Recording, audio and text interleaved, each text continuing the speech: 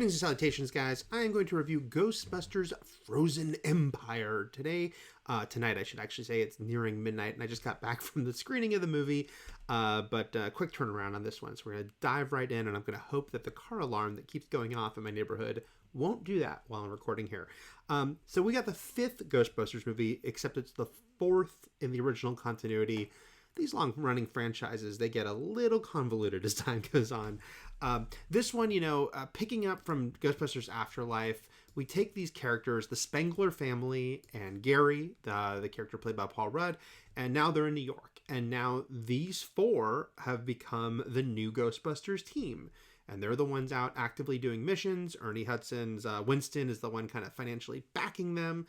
But we pick up, we see what it's like for them out busting ghosts. Although I will say one of my first issues with this movie is we don't really see what it's like for them because it opens with a chase scene that is very reminiscent of the chase scene in the last movie where they kind of got to use Ecto-1 for the first time. And yes, it's fun to see it in the city.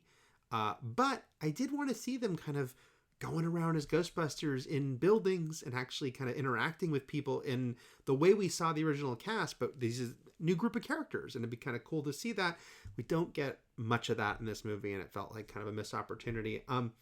I didn't dislike this movie, but I didn't love it either. It's definitely kind of one of those middle ground ones for me where I like parts of it, but there are other things. I really felt this movie needed like a rewrite or tightening it didn't get. Gil Keenan and Jason Reitman, who wrote the last movie, have returned. This time they kind of swapped out directors. Gil Keenan is the one directing instead of Reitman, but they're still collaborating on the film. I really liked Afterlife. I know that movie kind of split people, but, well, what movie doesn't? But I quite liked Afterlife, and it's kind of Amblin movie mixed with Ghostbusters elements. Even the very polarizing way that they used Egon and had Harold Ramis appear at the end of the movie. I didn't hate the idea completely. I just thought they should have left it to one or two shots of him there next to Phoebe as she's fighting those ghosts instead of having him kind of stick around for a while in a weird, awkward way. But overall, still quite liked Afterlife. This one, I think, it's got things that work, but things that don't. And the movie gets much better about halfway through. But the first half, I feel it's too slow paced. And there's so many characters. It's got everyone from Afterlife is back. Almost everyone from the original that is still alive, with the kind of notable exceptions of Sigourney Weaver and Rick Moranis. But everyone else is in it in bigger roles than in Afterlife. William Atherton is back for the first time since the first film. And it's just too many characters, and it takes a long time to even sort of get to the Frozen Empire of the title. We have this parallel plot about the Ghostbusters and Phoebe McKenna-Grace's character kind of being benched because she's only 15, while Ray Stantz, of course, Dan Aykroyd, he is sold this object that is got something powerful inside, something dangerous, and that sort of slowly builds what's inside it, what's it doing. I don't want to fault the movie for its marketing, but I do think that the marketing did a disservice here by showing so much of, a beach freezing and these kind of big elements that take so long to get to in this movie, while it kind of feels like the pacing is off in general, that it's kind of like, can we get to the Frozen Empire, guys? Yeah, that's in the title. Let's get to that. About halfway through, I felt like everything did kind of click together a lot more.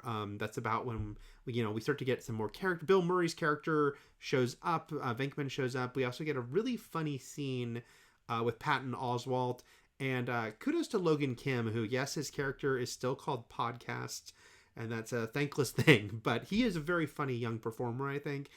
He has a great hysterical line and a great hysterical line delivery in the scene with Patton Oswalt, and I kind of felt like things just started to move more in the second half of the movie. Even though I do think there are too many characters, and even some returning characters that could probably have been left out of the movie ultimately because they don't have that much to do, I was happy that McKenna Grace was still the lead. Watching the trailers, it was kind of unclear if that would be the case. She was very much the lead in Afterlife, and I thought she was really great and kind of brought such an interesting, distinct, quirky energy, especially for like the lead character in a movie like that. And I was very happy that it still was ultimately her story. In fact, Paul Rudd and Carrie Coon kind of disappear from the center of this movie. And Paul Rudd has a couple really funny moments, but other times it kind of feels like, oh, they could do more with him. And Carrie Coon is such a great actor, but she doesn't have that much to do. But McKenna Grace is, still, I think, really terrific, even though I think her character got to be funnier in the last one, which I think this movie in general is not as funny as it could be or should be as a Ghostbusters film.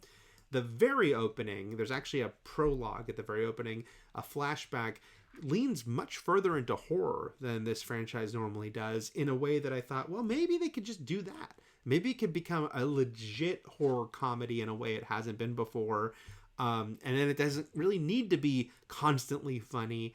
It doesn't, but it's only kind of sprinkled in there. There's a couple moments later in the movie that bring back that element, but not a ton.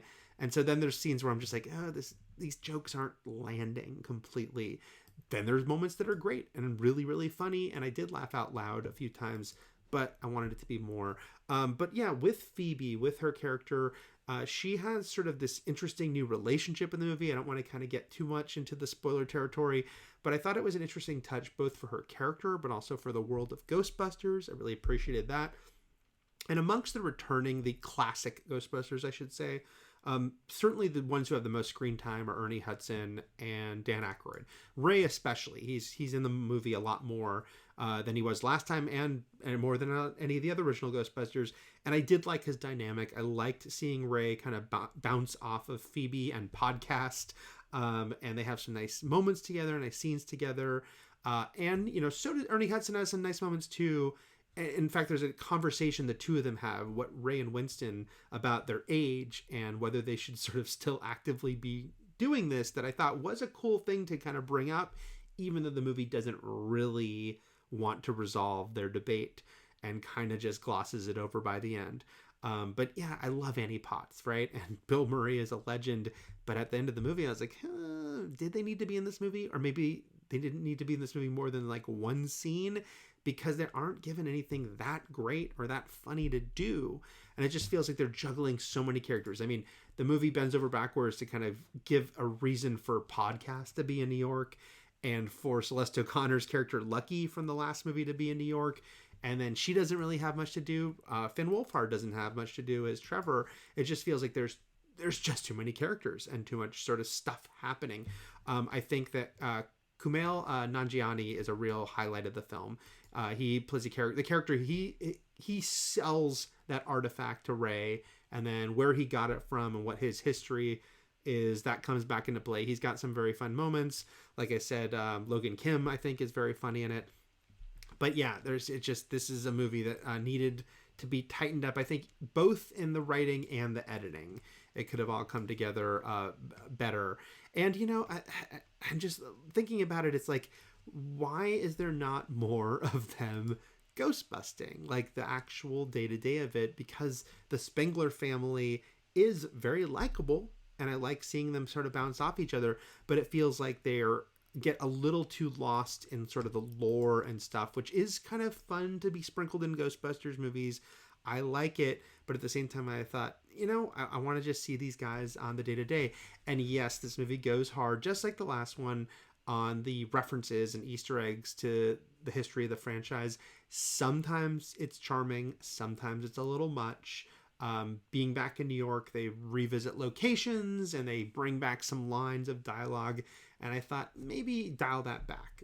Choose your moments. Because there's some that I definitely liked, and there's some where I'm like, okay, maybe you're hitting that a little too over the head. So it's kind of just a middling review, because I do enjoy the Ghostbusters universe, and I was happy to see these characters again, both the Afterlife characters and to an extent the original characters. I think, again, maybe just have a couple of them might have been worked a little better for the film.